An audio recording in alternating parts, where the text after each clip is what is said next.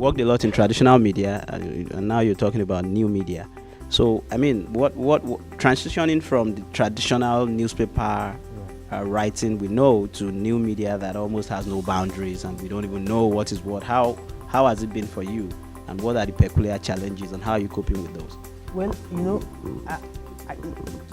to talk about like taking that shift from old media or traditional media to new media, I'm probably not the best person to give you those two perspectives, because I came of age in a time when new media itself was a big part of my first blog. Even before I became a journalist, my first blog was in 2005. And back then in Nigeria, those were very early days. So I think I must have been one of the first people to start blogging. And so, the best person to actually answer that question would be somebody who worked in media in the 90s, where, all that they knew at that time was you had the deadline for 6 p.m. As a newspaper journalist, you would file by 6 p.m. because they had to print the paper, and then, that cycle. And I know lots of older people for whom that was the life.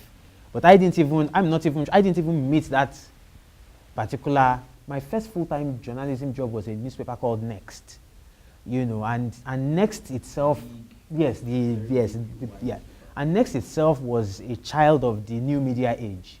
Next launched on Twitter, before it even printed the first edition, but of course I hear about, those days when they had to do typesetting, and you file your story and then somebody had to type it, then they will lay it out on a computer and all that, and sometimes I wonder now how people survived that kind of world. How did they do it? People you hear when you talk to journalists, older journalists, they will tell you about having to go to Nitel, to look for a fax, to fax their piece in, or sometimes even you go to Nitel to call and then you would dictate your story over the phone. But of course all of that has changed now. Now you live tweet your stories, you email your stuff and all that. So I came of age in the new media world. That's the world that I know. And so for me, it has always been the traditional media that I know has always been mixed with new media. It has always been a combination of the two. Next was very big on the web. In fact, many people didn't even know Next existed as a paper. For many people, what they knew was the website 234next.com. And Next was maybe the first daily paper in Nigeria that actually put the web ahead of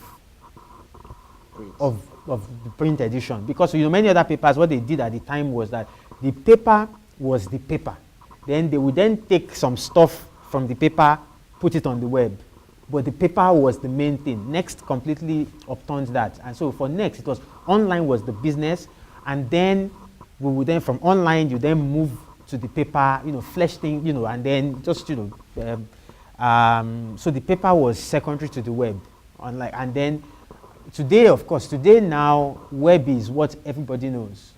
I'm sure that for all of you here, all the, your encounters with local newspapers are all on the web. Vanguard, Punch, Guardian, web is what everybody knows.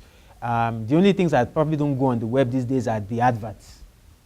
It's the newspaper adverts that you won't see on the web. Any other thing you will see on the web. So today, most young people probably have never pick up the hard copy paper.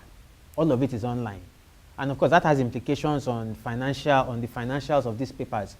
Because look, most people do not buy newspapers.